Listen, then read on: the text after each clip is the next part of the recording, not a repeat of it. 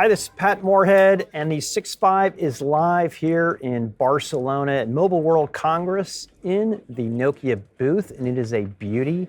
It is so awesome this year at Mobile World Congress 23. Doesn't it seem just more lively than last year, Dan? Yeah, it's been really great to be back and feel like it's back. The whole show is back. It just feels so normal. And yeah, we're here in a really green room with some new branding. We're going to talk about that more. But Pat, we're really excited to have a returning alumni in a new role. That's right. As well as a new guest on the 6.5. So that's right. So Ricky and Shaun, welcome to the show. Great to see you. Yeah, great to be here. Gosh, it's been a wild 2 days here. I felt, I was part of the big event yesterday. It's been a lot of fun. So I appreciate you inviting us in. No, great to have you here. Good picture of you with Pekka yesterday too. Oh, I jumped right up there to get that picture of him with the new brand, new t-shirt, kind of rolling out vision, objectives, strategies, all the product stuff. Don't ask my question. Okay, I'm sorry. All right. So we'll get right in there, Dan. Let's do this. All right. Ricky and Shaun, it is good to have you here, and I'll let Ricky kind of take the lead on this one. But you made some big announcements. We had the chance to be there ahead of the preview. But what is the big focus here at MWC 23 for Nokia? Well, of course, great to be back at MWC and back at 100%, right? So last year was fun, but wow, it's even bigger this year.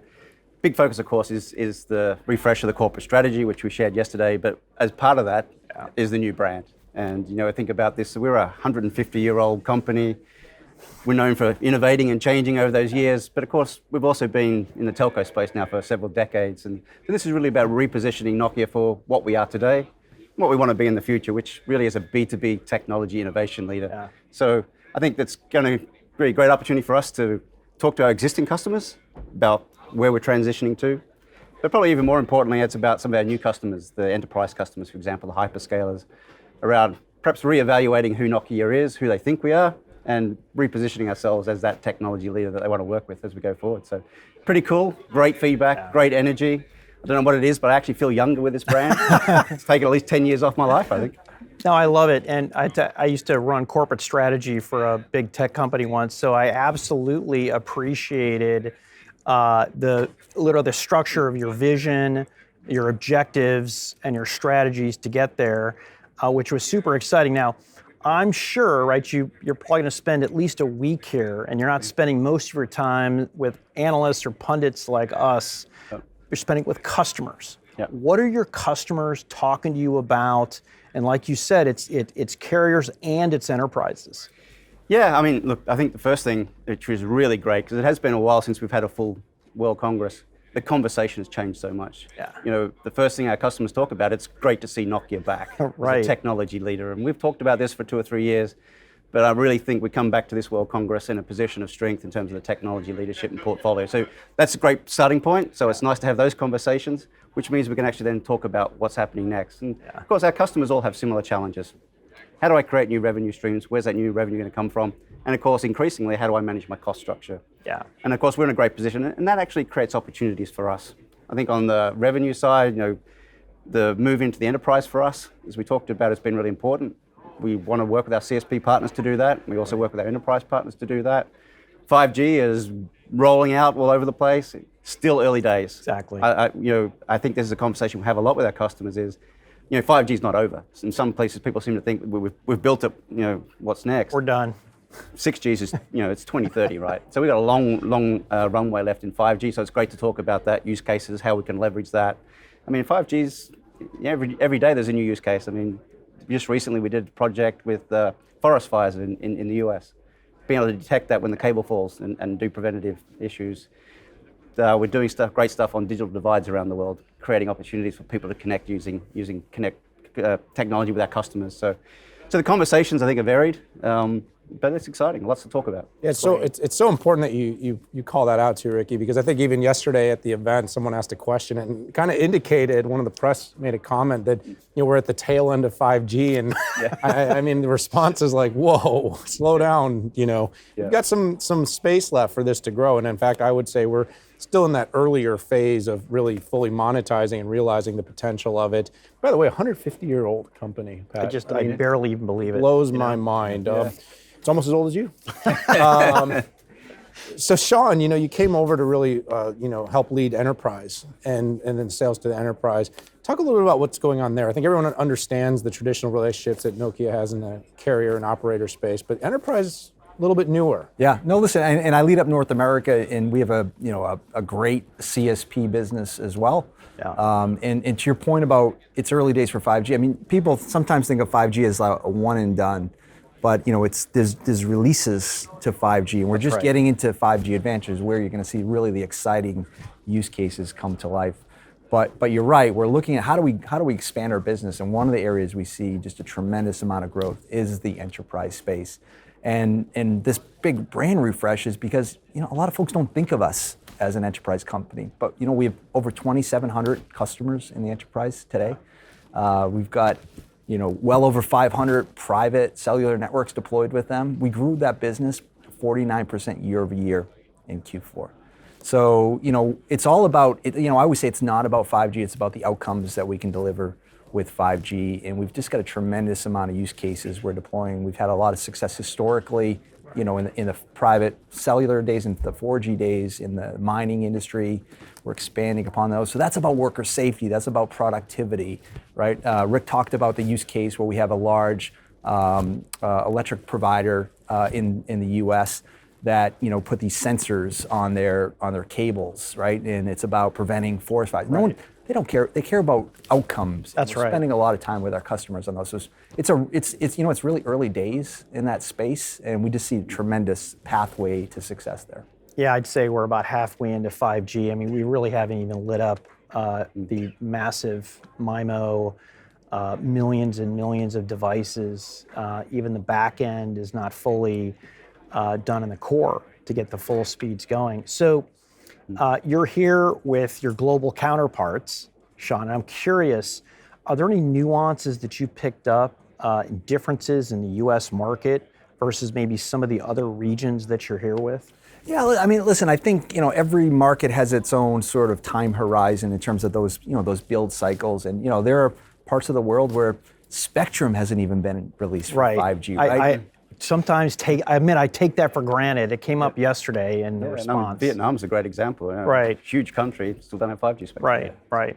So yeah, I mean, it's different phases of that transition that are happening today. But we're seeing growth across the board. It's been a great run for the company. I was just with a partner meeting where we're going to launch with NTT, and we're going to launch a private 5G campaign together, starting with the APJ market. Right, we've had really great success in North America with Kyndryl, where we started a partnership that we publicly announced about a year ago. Right. Within a year, we've got 100 active engagements with customers. Great. And this is complex technology. It's about pulling the ecosystem of things together to drive those outcomes. It's not just about the network. We're talking about.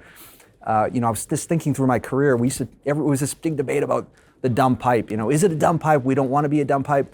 Well, it's not a dumb pipe, right? It's a network that senses, a network that thinks, and a network that acts, right? So that's very different than a dumb pipe. So just tremendous traction, and everyone's excited about this across the globe. Well, the industry's come a long way. I mean, I remember we were talking M2M probably 15 years ago, right? And then lack of endpoint security, lack of standards, and they were all truck rolls. And then everybody thought, okay, industrial IoT, great.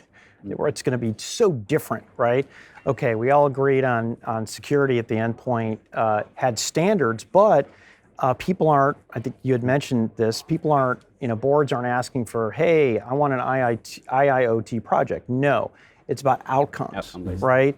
Whether it's in the factory, whether it's in logistics, whether it's in the forest. I mean, people, they want answers. So I really think we are literally just hitting the first stage of this. Your deal with Kyndryl and as a partnership, to me, that's where a lot of the rubber meets the road, because there's so many pieces happening at the same time. Software platforms, full roles of operations that they're there to help. Yeah. So I think what we found is we've been doing enterprise for quite some time. I think people kind of think this is a new business for us. Actually, we've been doing enterprise for a lot of years. yeah.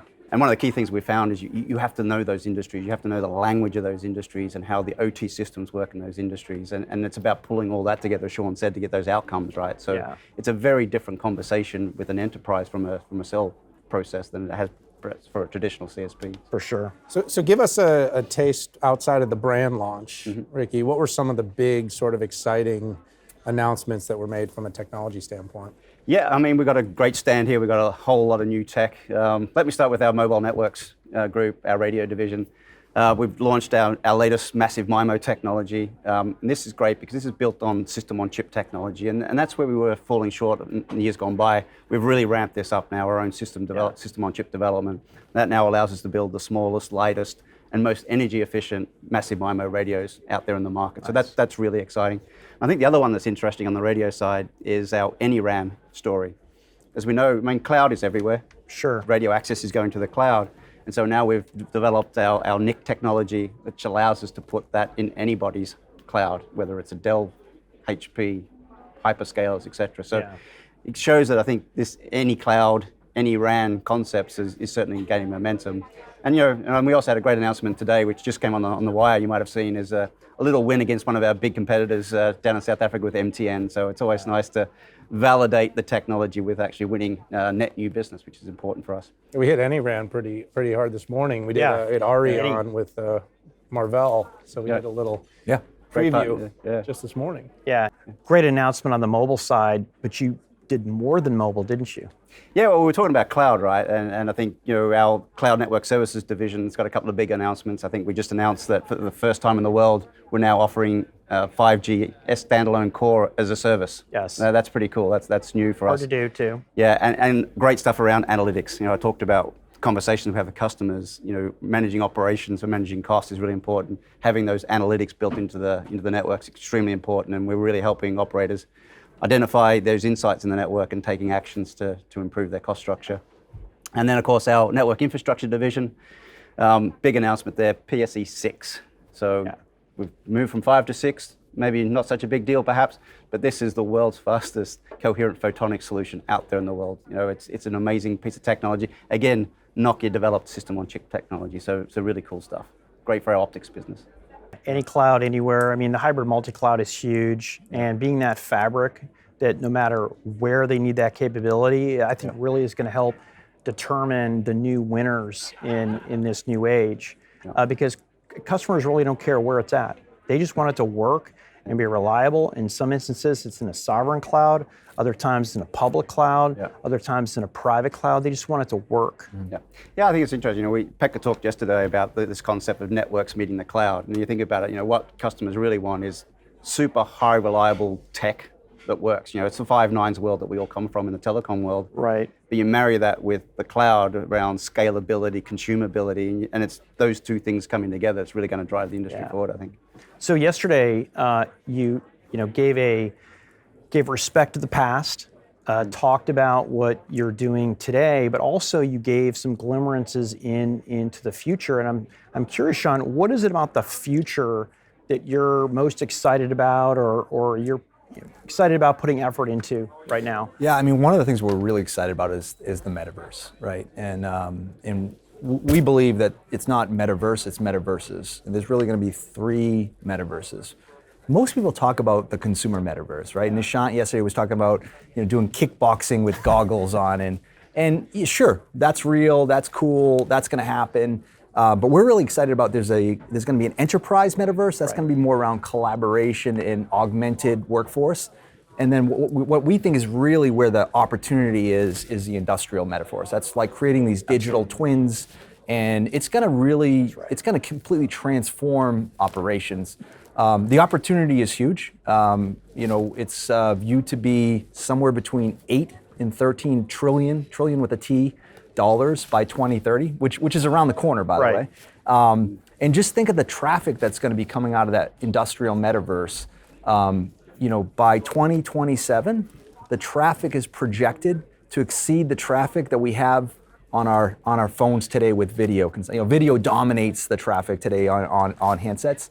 It's going to get surpassed in just a few years by the traffic from these industrial metaverses. And we feel we are just really well positioned in many different areas to go after that market, and everything from obviously the networking, that's obvious, but some of our software assets, some of our tooling, we play a role on the device side, whether it's even through licensing our technology or building our own technology. So we're really excited about that opportunity, and we think it's like we're the most positioned company to really take advantage of that opportunity.